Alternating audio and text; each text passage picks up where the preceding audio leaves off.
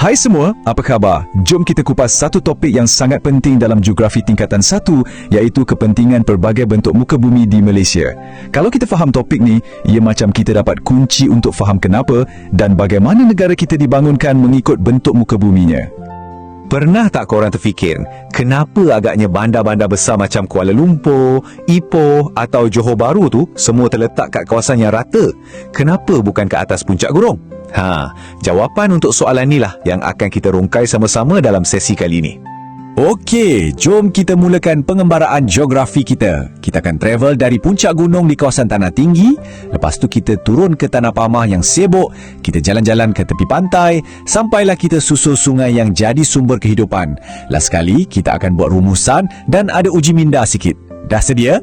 Jom! Okey, perhentian pertama kita, kawasan tanah tinggi.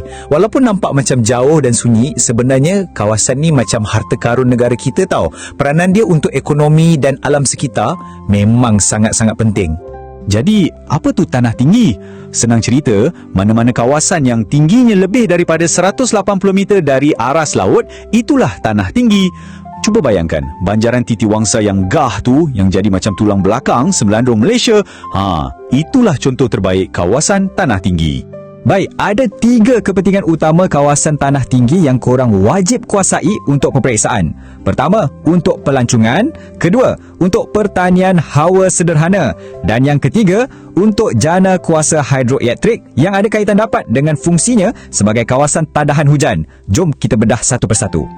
Okey, kita terus guna format jawapan exam ya. Fakta nombor 1. Tanah tinggi ni penting untuk aktiviti pelancongan. Ingat kata kunci dia? Pelancongan. Sekarang huraiannya, kenapa orang suka sangat pergi sana? Sebab cuaca dia sejuk dan nyaman dalam 19 darjah Celsius macam tu. Memang lari dari panas kat bawah.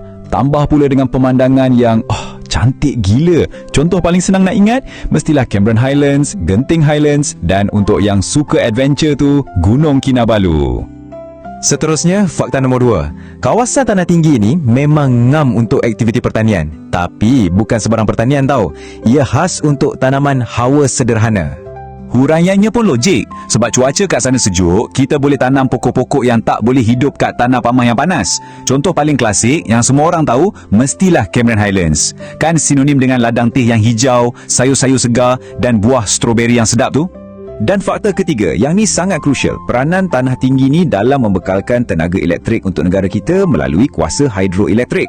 Ini semua berkait dengan fungsi tanah tinggi sebagai menara air atau kawasan tadahan hujan utama Malaysia. Macam mana ia berfungsi? Macam ni tanah tinggi kan kawasan tadahan hujan, jadi air hujan akan berkumpul dan jadi sungai. Bila sungai ni mengalir turun dari cerun yang curam, alirannya jadi super deras. Tenaga dari air deras inilah yang kita guna untuk pusingkan turbin dan hasilkan elektrik. 2 contoh empangan gergasi kat Malaysia ialah empangan Kenyir di Terengganu dan empangan Bakun di Sarawak. Okey, dah puas kita kat puncak yang sejuk, jom kita turun ke destinasi kedua, kawasan Tanah Pamah. Kalau tanah tinggi tu ibarat khazanah alam, Tanah Pamah ni pula umpama jantung pembangunan negara, tempat di mana semuanya berlaku. Definisi dia senang je, terbalik dari tanah tinggi tadi. Tanah Pamah ni kawasan yang rendah dan rata, ketinggiannya tak lebih 180 meter dari aras laut. Boleh kata hampir semua bandar besar dan rumah kita berada di kawasan Tanah Pamah. Ada 4 peranan utama Tanah Pamah. Dan semua ni saling berkait antara satu sama lain. Ia jadi tumpuan orang tinggal, pusat utama pertanian, tapak untuk jalan raya dan landasan kereta api, dan juga hub untuk kilang-kilang dan perniagaan. Slide inilah jawapan paling jelas untuk soalan kita awal-awal tadi. Kenapa bandar dibina kat Tanah Pamah? Sebab permukaan dia rata, jadi senang nak bina bangunan, jalan raya dan macam-macam lagi. Bila senang, kos pun jadi jauh lebih rendah berbanding kalau nak bina kat tanah tinggi yang berbukit bukau tu. Simple kan? Jom kita tengok macam mana 4 peranan ni berfungsi. Mula-mula, sebab tanah rata, kita boleh bina lebuh raya dan lapangan terbang dengan mudah. Rangkaian pengangkutan yang bagus ni kemudiannya menarik kilang-kilang untuk buka di kawasan perindustrian macam kat Shah Alam. Bila dah ada kerja, orang pun akan pindah dan bina pertempatan. Lama-lama, jadilah bandar besar macam Kuala Lumpur. Jangan lupa juga Tanah Pamah yang subur macam kat Kedah Perlis tu jadi jelapang padi negara kita. Sekarang kita gerak ke tepi sikit, ke kawasan pinggir laut. Tempat ni bukan setakat sempadan negara tau, tapi ia adalah pintu gerbang ekonomi kita dengan dunia luar dan juga lubuk rezeki dari laut. Cuba tengok nombor ni, 4,800 km. Panjang betul garis pantai negara kita kan? Ini adalah satu aset semula jadi yang sangat besar dan membuka macam-macam peluang ekonomi untuk kita.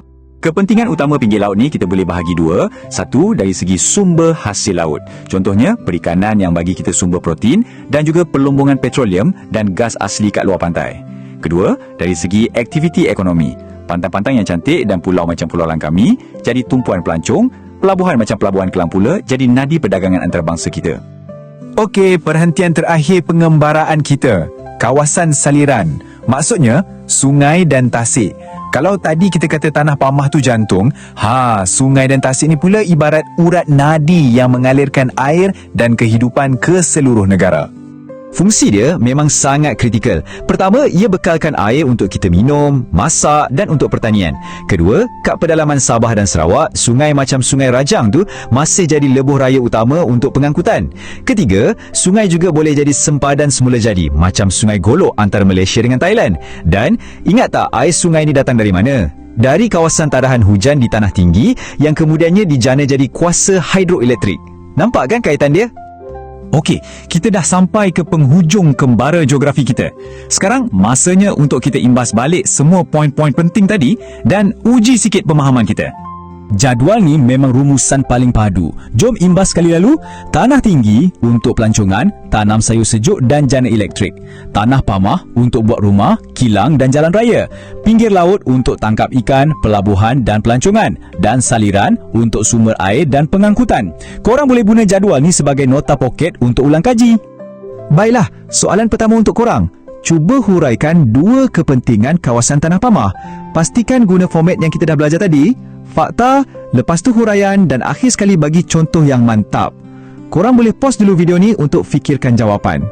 Dan soalan kedua, satu soalan kebet, kemahiran berfikir aras tinggi.